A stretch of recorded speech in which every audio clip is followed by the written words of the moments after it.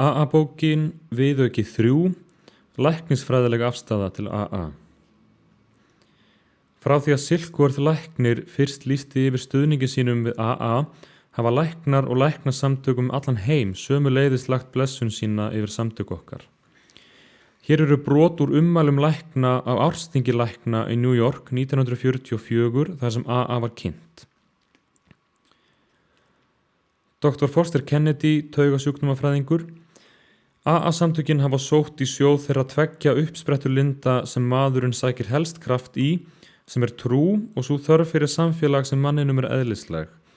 Ég tel að starfstétt okkar eigi að viðurkenna þetta stórkostlega meðferðartæki og að ef hún ekki geri það, verðum við ásökuð tilfinningalega þröngsinni og skort á þeirri trú sem flytur fjöll og læknisfræðin getur ekki verið án. Dr. G. Kirby Collier, geðlæknir: Mér finnst AA-samtökin vera sjálfstæður hópur og tel að þau nái bestum árangri með þeirri sjálfshjálp sem byggir á heimspeki samtakana.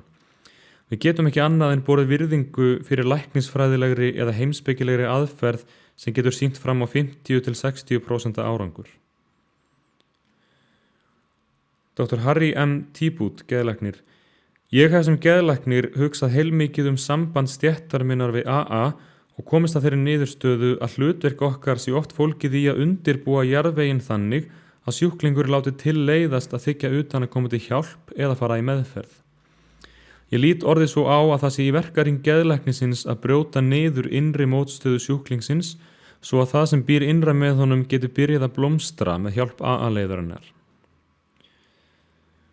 Dr. F. Brouwer sagði í útvarpsávarpi á vegum ameríska læknafélagsins 1946 meðal annars: Félagar AA-samtakana eru engir krossfarar og þeir eru heldur ekki bindindisfélag.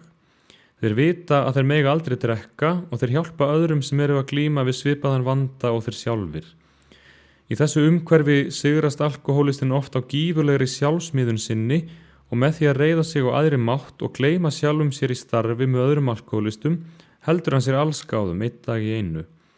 Dagarnir verða að vikum, vikurnar að mánuðum sem verða að árum. Dr. John F. Stoffer, yfirgeðlæknir á Philadelphia sjúkrahúsinu, sagði svo frá reynslu sinni af AA: Alkohólistarnir sem við fáum hingað á spítalan eru yfirleitt þeir sem ekki hafa efni á að fara í kostnaðarsama meðferð og AA-samtökin eru sannarlega það besta sem við getum boðið þeim upp á. Við höfum tekið eftir því að gagnger persónuleikabreyting hefur átt sér stað, jafnvel hjá sumum þeirra sem lenda aftur hér inni. Það varla hægt að þekkja þau fyrir sama fólk. Félag amerískra geðlækna fór fram á það árið 1949 að einn af eldri félagunum í AA-samtökunum tæki saman greinargerð sem lesin yrði á fundi félagsins það sama ár. Þetta var gert og greinin var birt í American Journal of Psychiatry í nóvember 1949. Greinin fáanleg sem bæklingur á kostnaðarverði. Hægt að fá hana með því að skrifa eftir henni til Box 459, Grand Central Station, New York, NY 10163 og biðja 3 Talks to Medical Societies by Bill W. Áður var þessi grein kölluð Bill on Alcoholism og enn fyrr Alcoholism the Illness.